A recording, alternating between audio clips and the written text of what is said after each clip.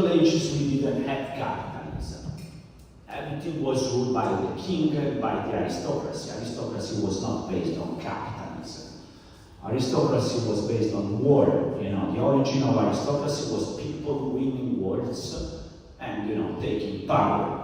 And along the centuries, the aristocrats were those who were able to wage war and so on and so forth. Okay? So, Middle Ages, no capitalism. Even, you know, early modernity. When we talk about social contract, we didn't have capitalism at that time. We didn't have capitalism. We had, you know, a system of power based on the monarchy and the aristocracy, and at the same time we started to have some, you know, traders, bankers, you know, which were part of the normal population of the third estate. We started, you know, to do trade, to exchange, and so on and so forth. So money was becoming important, but it's only with the Industrial Revolution that we see, you know, capitalism becoming a reality. With the Industrial Revolution, because the Industrial Revolution, what is the main principle of the Industrial Revolution? It's the invention of the steam engine.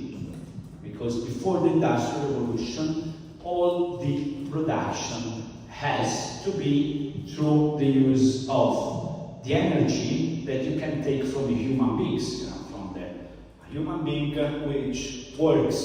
So sometimes the work is hard, so instead of the human being, you can put a horse or a cow, which is stronger, so you make the work, the horse or the cow, but the energy was just the energy of the human beings through the energy of the cow, of the energy of the horse, or so let's say either an animal or a human being. So you can do whatever you want, but there is a limitation with energy, because you can only use these two kinds of energy. So the Industrial Revolution is based on the invention of the steam engine.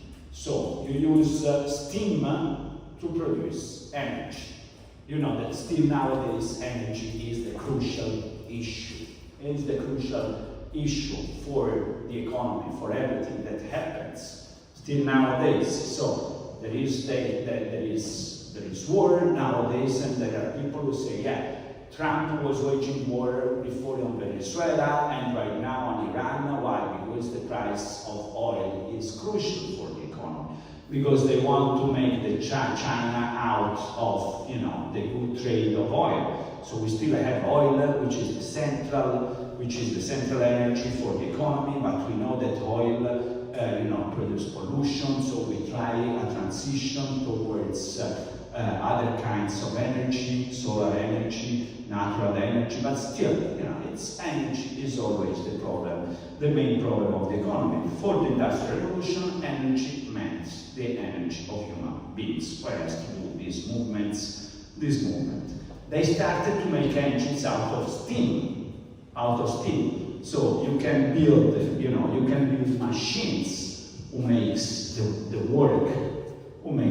So this means that if human beings together can produce 10 of this, you know, with a machine you can do 1,100 of this. This means that also the money that you can make out of the production of commodity was much bigger. So there was, you know, incredible growth of prosperity, incredible growth of the wealth that human beings can produce, thanks to this switch from physical energy from physical energy to the energy of the machine, from physical energy, natural energy, human and animal energy, to the machines. So this is also some kind of an effect of the Enlightenment, because we saw that Enlightenment was saying reason and science. These were the two main principles of the Enlightenment, reason and science. Let's push science, let's understand reality through reason, and so through the science, through the scientific method. So we know that the progress of science also bring about technology, and so we have new technologies and the machines were also the result of this push towards scientific progress, was also the result of this Enlightenment principle to say, let's focus on science, let's trust and let's believe in progress, and let's believe in progress. So this was progress somehow, because it produced a huge increase on the prosperity of the human beings. It was a new system of production. So they established new factories in the cities. We have huge migration of people from the countryside to the city, you know. The Industrial Revolution also transformed society from rural society to urban society. The majority of the population move, you know, towards the cities. Also, you know, it's a revolution in the system of the transportation, because also, you know, they invented the train and also navigation, you know, that the boats could go through engines instead of through human or just sailing, you know. So it's also a revolution in transportation. People can move more easy, and also, you know, commodities can move easier. Before, you know, commodity mostly meant you could do something, you have to sell it close to where you produce it. So we see that the Industrial Revolution brings about a huge increase of wealth, of prosperity. We see a shift from rural society to urban society, a switch from agriculture to manufacturing. Through manufacturing, we start with you know, textile industry, and then we have other industry, you know, the steam engine transform the cotton industry, the iron industry, textile industry. We have new means of transportation, and so we have this, you know, at the end of the 18th century, but mostly all the 19th century is, you know, this big transformation. Big transformation, a new system of banking, a new system of communication, and so on. So we see that we have from rural society to urban societies.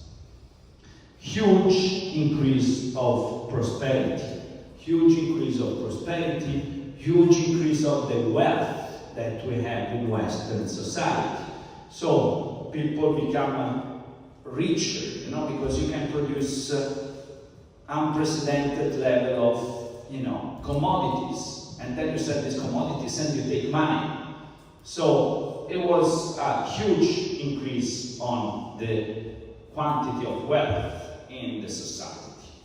This come, you know, on the one hand, you had this level of wealth, of prosperity, which is super increasing. Societies, fast progress. People, you know, can have things that before they did not even imagine, you know. They can, you know, the aristocracy lived in the castle, but the new capitalist class could have, you know, an amount of wealth that was not even imaginable before. So you have prosperity, you have richness, but on the other hand, you see also poverty growing up. New inequalities. Why? Because all these people that moved from the countryside, from the agricultural system to the city, you know, they came to the city and they were there alone. And they were, you know, just them in front of the capitalist. And the capitalist just said, you want to work for me? Okay, I decide the price. The price is the minimum level for you to survive. I don't give you nothing more than this, okay? Are you happy with this? No, you're unhappy? Okay, bye-bye, you're gonna die of starving. So this was the situation, new inequality, and the birth of a new class, the working class, which were very much deprived. Before, you know, in the agricultural system, you know, more or less, at least you have to something to eat, because it's, you know, you work in the field, and the field can always give something for you to eat, and you live in big communities, you have your big family, and people are helping you, and so on and so forth. now we start to be an urban society, which is very much individualized. You don't have any more your communities, you don't have any more your families. You go to the city by yourself, and the only things you can sell is your work. Is your work of just, you know, staying in front of a machine and doing your work, your physical work. You don't have nothing else. You know, the only thing that you have is your work and maybe your child. Your child. How do you say child in Latin? Prole. You only have your prole. Okay, so we have this new word to describe the people who only have their kids as a property. What is this new word? Proletariat. You know, people who only have their own kids, the working class or the proletarians. Those who only have their kids and their wage labor to sell. So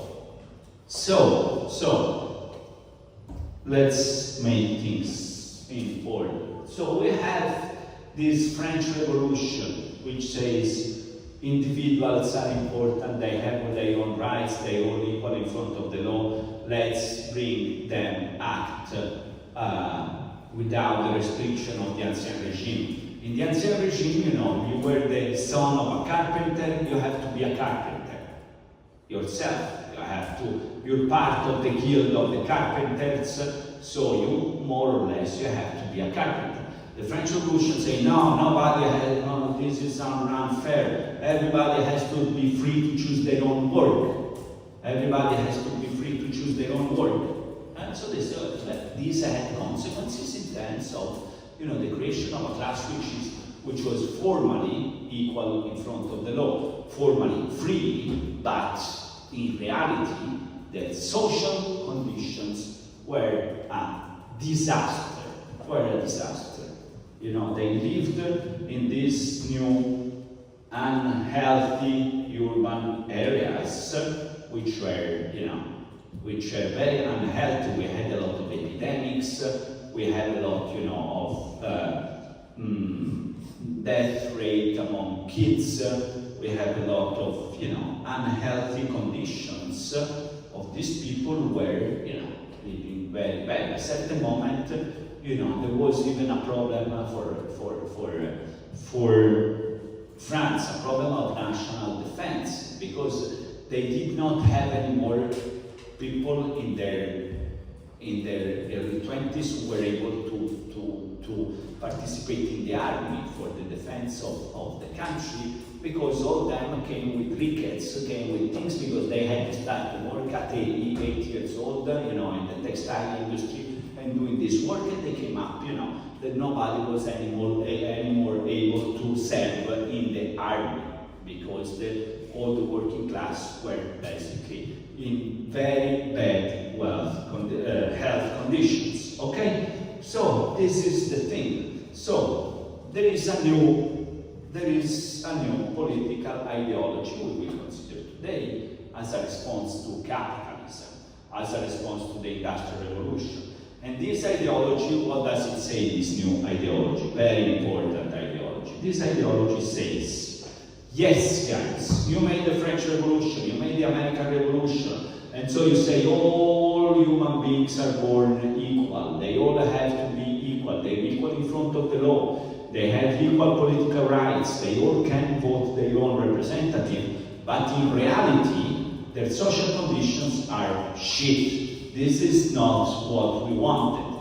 We say, yeah, all are equal, but these guys, yeah, they can vote, but they cannot even read, because they have to work all day. They have no, you know, basic literacy. So you say, yeah, they can vote, they have political rights, but they cannot exercise them because they cannot even read, so they have no idea about their own interests. They're totally ignorant. You say, yeah, all people are equal in front of the law, but they cannot even pay for their lawyers. So that is not like this. If you're part of the working class, you're not equal at all. Why? Because you only focus on legal equality, on political equality, but there is another dimension of equality, which is in society, which is social equality, which is necessary to achieve to achieve the concrete equality. So what is this idea? Socialism. So socialism is focusing on social things, on society. It's focusing on society. So they say, yeah, civil rights, civic rights. Being, what are the civil rights? What is the most important civil rights? Being equal in front of the law. So, civil rights, being equal in front of the law. So this means that if now I'm gonna kill Nazi, because they don't know what civil rights are, okay? I'm gonna go to trial. If Nazi kills me, we will be treated equal at the process. We will be equal in front of the law. If we break the law, we'll be treated equal. There is no, natural difference. We're all equal in front of the law, okay? And we have the right to a fair process, to a fair trial, and so on and so forth. So this is legal rights. Civil rights is legal rights, to be equal in front of the law, to be all treated the same by the state. We are all citizens, even if you're the president of the Republic of Italy. If you break the law, if you steal a bottle of water, you should go in front of the court and go to jail. So everybody is equal in front of the law.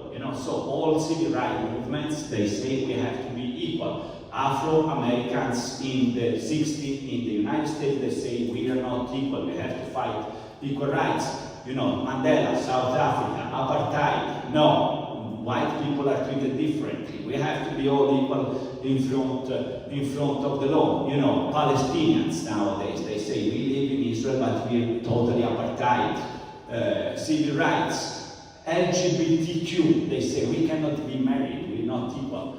So civil equality, legal rights. These are, this is liberalism, is about legal rights. It's about legal rights, equality before the law. Then we have political rights. So right to vote and to be voted. Political rights. Democracy. Democracy is about, democracy is about everybody has equal political rights. Democracy. So all the 19th century is about making the universal suffrage. And even the 20th century is in part a fight for the political rights, for democracy. Because in the 20th century, who got the political rights they didn't have before? Women, they didn't have, So, for example, in Italy, we only have universal suffrage, also including women, in 1947, because before 1947, because in the 19th century, they say women are like minor, we don't give votes to child, because they are kind of dependent of their husband, which is the one who works, which is the one who has, an understanding of society, and so on and so forth. So, political rights. So, liberalism, legal rights, civil rights, be equal in front of the law. Democracy, political rights, universal suffrage in order to make popular sovereignty. And then we have a third generation of rights which we introduce now, today. Civil rights or legal rights, liberalism.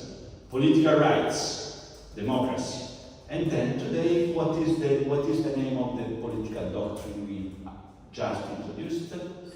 Socialism. Social rights, education. The social rights, that the state gives you free education until a certain level. This can be the basic level of literacy, on knowing, basic notions about how to read, how to make, numbers, or, higher and higher and higher and higher. So social rights. Right now, in Italy, in the Constitution, it's written, those who have merit and deserve to study also at the university, but they don't have the means, the state will give a kind of scholarship. So this is, social rights to education. This means students who want to steal money from the state, they have to try to do it. No, I'm joking.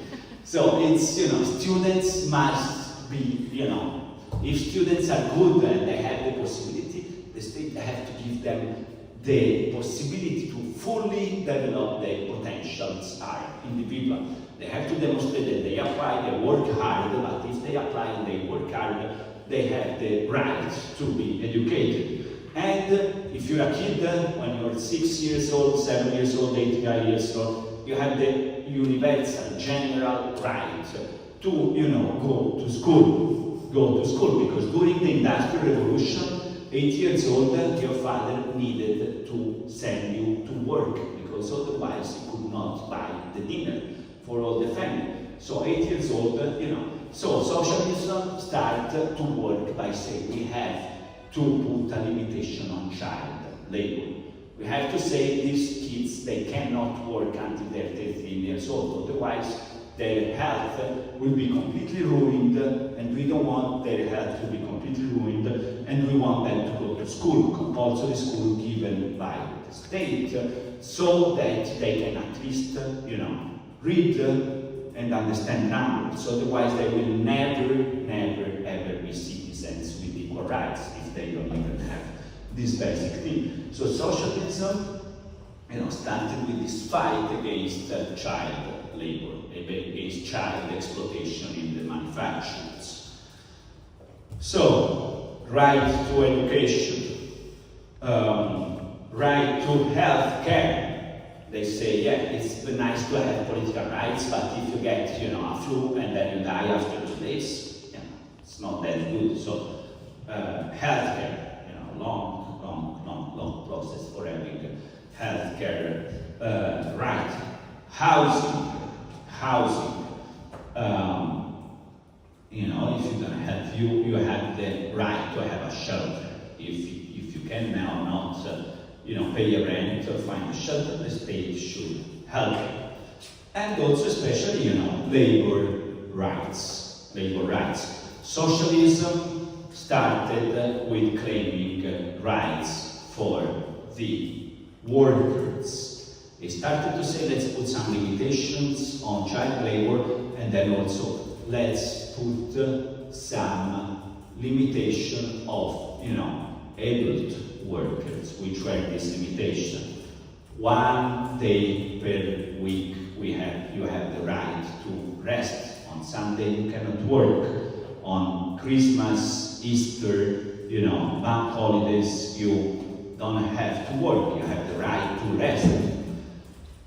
Maximum number of hours. You cannot work more than 8 hours. And then, union rights. You have the right to unionize to protect your own rights. The labor rights, social rights of workers. Social rights of workers. Why? Because socialism was, first of all, a movement of the workers. Socialism was born as a labor movement. This was because there was one guy, very smart guy, from Germany, who said, Karl Marx, because this guy was saying, socialism must be the ideology of the working class. He said, Rousseau, you're very nice, you say war, power to the people, very nice. What are you talking about? What are the people? The people is the working class. Let's give all the power to the working class. The life of Karl Marx is divided into 2 parts, okay? The first part is takes in Germany and France and Belgium, okay? France and Germany and Belgium. Then there was, he was involved in revolutionary activities, and so he has to escape to the UK. He lived in London, still, he's still in the cemetery of London, because he lived all the second part of his life in London. So he has 2 parts of his life. The movie is about the first part, which goes until 1848, in which you have revolutions. In France he was involved, and so he was expelled to France. So as you see in the trailer of the movie, his idea is that philosophers since Socrates on, only blah, blah, blah, blah, blah. He says, so far philosophers only interpreted reality. Now, right now, they have to transform it. So he lived his life as a revolutionary man. He wanted to make the revolution. He said that all that I think must become reality. So this is why it's so important, because he had great ideas, but then, he tried to make these ideas reality. And so, after he was died in 1917, the biggest country in the world took Marx's ideas and made the revolution, and made Russia a communist country. And even the second biggest country in the world, China, is still nowadays is a communist country, which is inspired by the ideas of Karl Marx. So he really, he said, yeah, we have to transform ideas into realities. So it's a realist thinker, even though he presents a utopia like communism as a future, he never imagined communism as just as a utopia. He analyzed the reality was capitalism, and he was trying to understand reality by criticizing the reality of capitalism, of the Industrial Revolution. So Karl Marx, he lived all through the 19th century, all through the century of the Industrial Revolution. He was one of the most important thinkers of the Industrial Revolution, one of the most important thinkers of the concept of capitalism, because he said to overthrow capitalism, we have to understand it, we have to analyze it. So this is why all the second part of his life, when he was in London, he spent only studying how capitalism works. So he has two books which are the most important. The first book is in the first part of his, let's say this is first part and second part.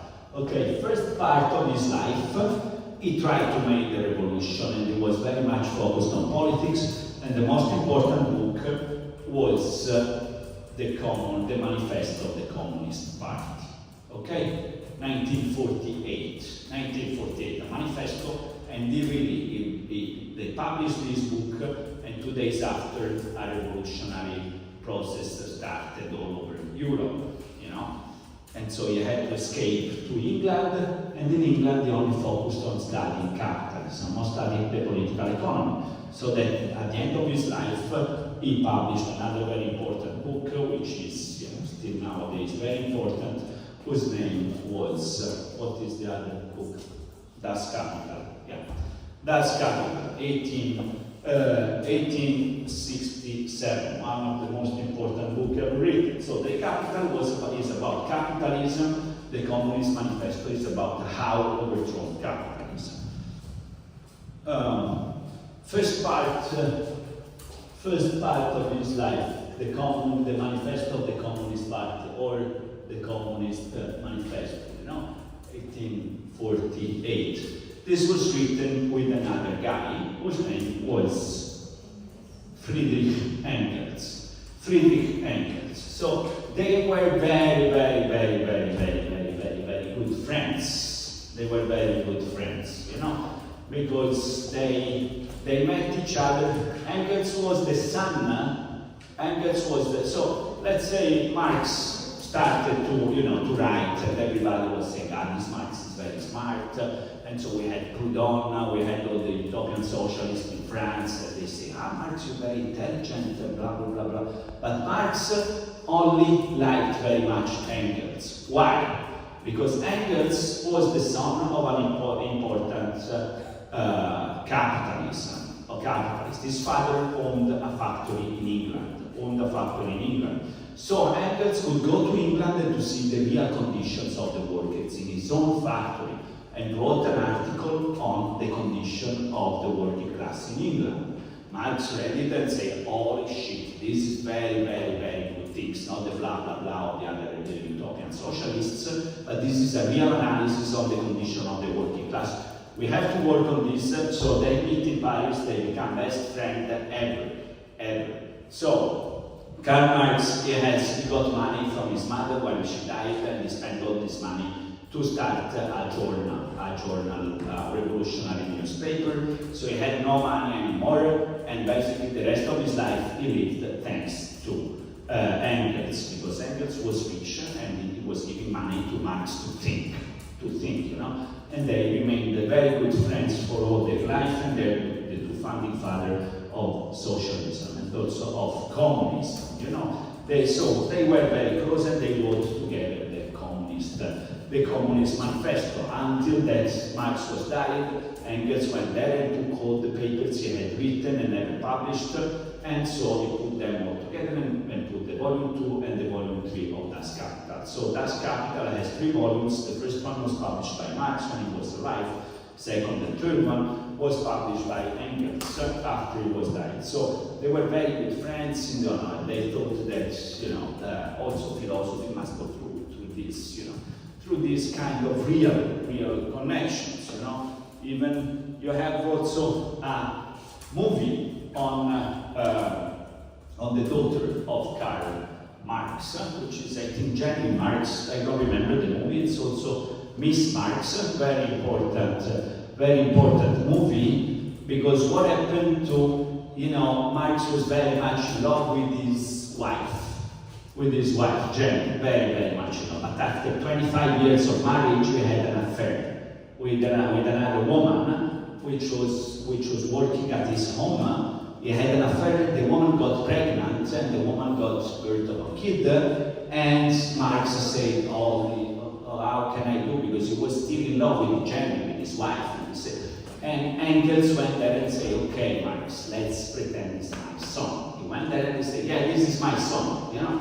So you also have a movie about this strange story of friendship they have, and about this, you know, this daughter and these kids that they have. The daughter of Karl Marx was also, you know, they say, my father said great things, and she educated me very well, so she was one of the founding fathers of the feminist movement in the United Kingdoms. So, first half of the life of Karl Marx is this good friendship with Friedrich Engels, and is about the Communist Manifesto. So let's focus on this first part, Communist Manifesto. Communist Manifesto. So, let's see what does it bring.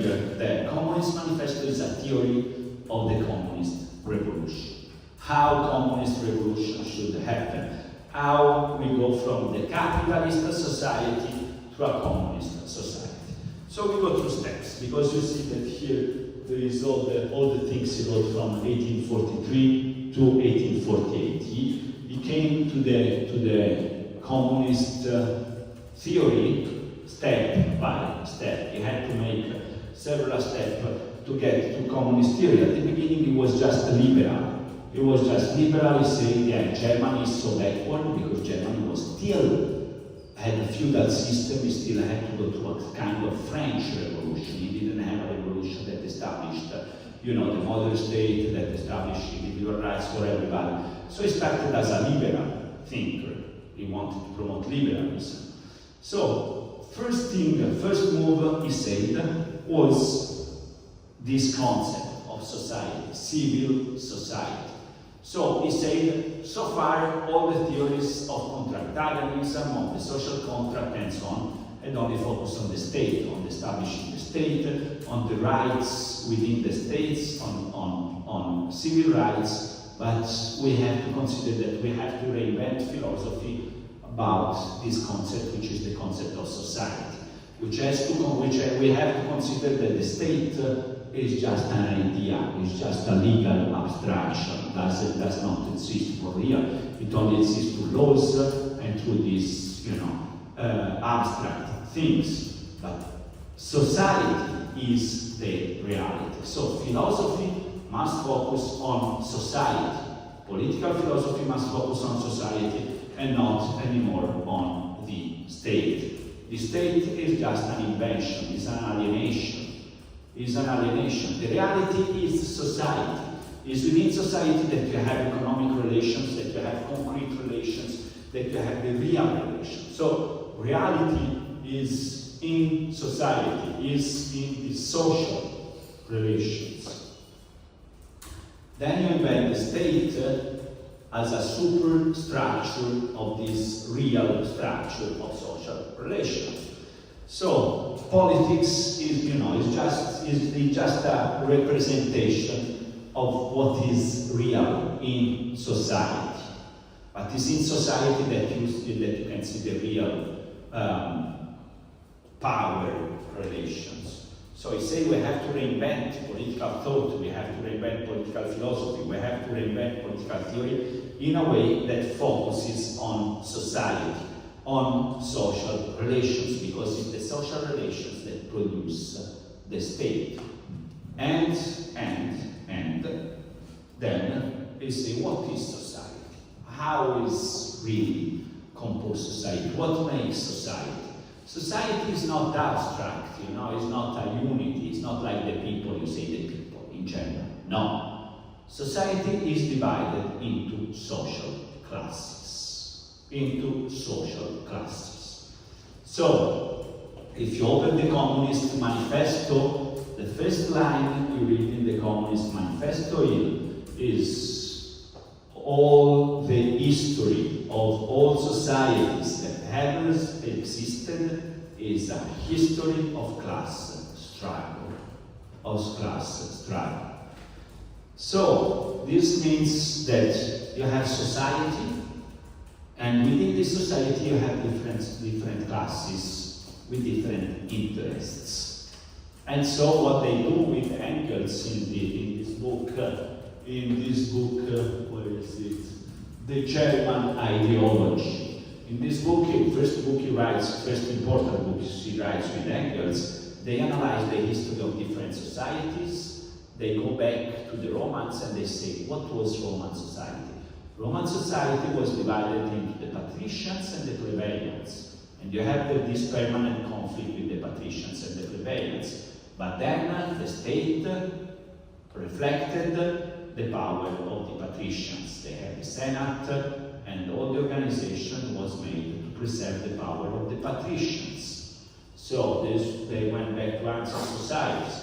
Then they said, after Romans, you had the feudalism, you had the Middle Ages. The Middle Ages was the representation of the power of the aristocracy. So feudal systems, all the systems of the Middle Ages was the representation of the power of the aristocrats, which were the warrior class that somehow conquered other territories and established their own power. And they say, yeah, my power comes from divine glory, from divine will, and we are the aristocrats. So all the feudal system was the representation, was the legal representation of the social power of the aristocrats. Right? So Roman societies, the Roman Republic, the Roman Empire was the representation of the power of the patricians who had the economic power over society. All the Middle Ages, feudal society was the representation of the power of the aristocracy. And then he said, then we had a new class which was growing by what? By making, establishing the banking system, starting trade in the villages, in the cities, and in the small cities, which was called the Burg. So this new class was the bourgeoisie. So in the Middle Ages, you see, the power of the aristocracy, but you see this new class coming up, which were the bourgeoisie, which were doing trading, which were doing banking systems. So they start to accumulate money, and so when there is the Industrial Revolution, this is the class who has to invest money in new machines and new factory systems. So what does he say? And then at a certain moment, the bourgeoisie, this class of traders, of bankers, they took power. How? Through the French Revolution. So Marx says the French Revolution is the revolution of the bourgeoisie. It's the moment in which the bourgeoisie overthrown the power of aristocracy and established their own power. And their own power is the political state based on the individual rights and on free market. So you say, yeah, the state we had in the 19th century is just, you know, the legal representation of the power of the bourgeoisie, of the capitalists, right?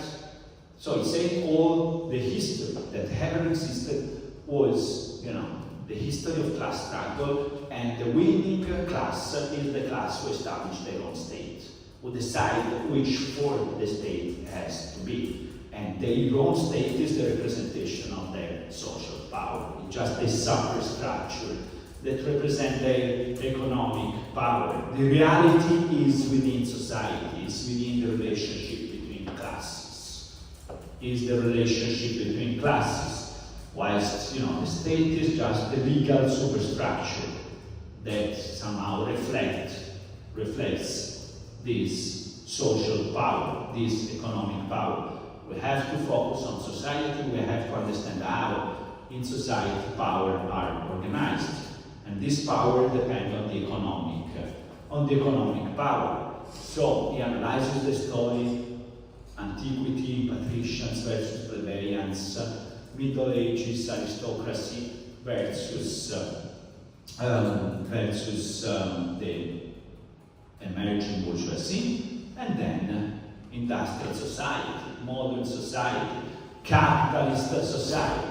Capitalist society, you have the class struggle between, and this is all, the Communist Manifesto is all about this. So you enter this new society, which is the society based on free market, individual rights, and capitalism. And in this society, you have two classes. One class is the ruling class, the bourgeoisie, the capitalists. And then the other class is the proletariat, or the working class. So you have bourgeoisie or capitalists, and then you have proletarians or the working class. You have these two classes, which are the main classes of industrial society, of modern society, of capitalist society.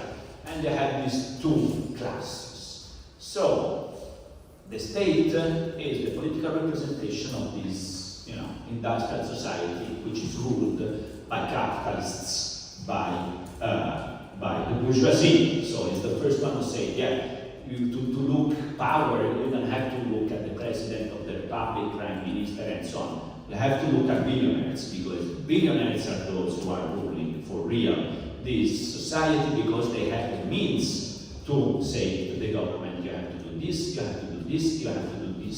And this says the very basis of this state power is what? Is the protection of the right to property. It's a state based on, you know, the right to private property. The right to private property allows people to, you know, accumulate huge wealth and produce inequality and live proletarians without any property. So, capitalist society, modern society, there is the society which is divided into these two classes. What he's saying is, this is not the end of history, because as we have gone from one society to another, we will also go from the capitalist society to the what is after the capitalist society according to Marx. Socialist society, also known as communism. So he said one day, as we have changed systems of society, changing society, one day the working class will overthrow the domain of the bourgeoisie, and we will go from capitalism to communism, which is the next phase of the evolution of the human beings. How do we go from capitalism to communism, according to Karl Marx? There are two things. One, you need a revolution, but before the revolution, you need to prepare the condition. You can only have the communist revolution when you have, you know, full capitalist development, right, Sabina? Yes. So why? Because what he was saying is capitalism, to produce commodities, it needs workers. workers. So capitalism needs the working class to grow and grow and grow and grow and grow, and to grow the exploitation of the working class. But the more the working class grows up, the more the exploitation becomes more stronger, the more capitalism will feed its own enemy, which is the working class, because the interests of the working class are antagonists to the interest of the capitalist class. So you will see this class growing and growing and growing and growing and growing, and so this will prepare the condition for the transition from socialist, from capitalist society to communist society. Of course, you will need a revolution at a certain moment, but this revolution will be prepared by these relations. So this is why, second part of his life, he studied capitalism, because he wanted to better understand how these conditions of transformation are prepared by the economic transformation. How do we move from capitalism to communism through this, economic development, economic progress.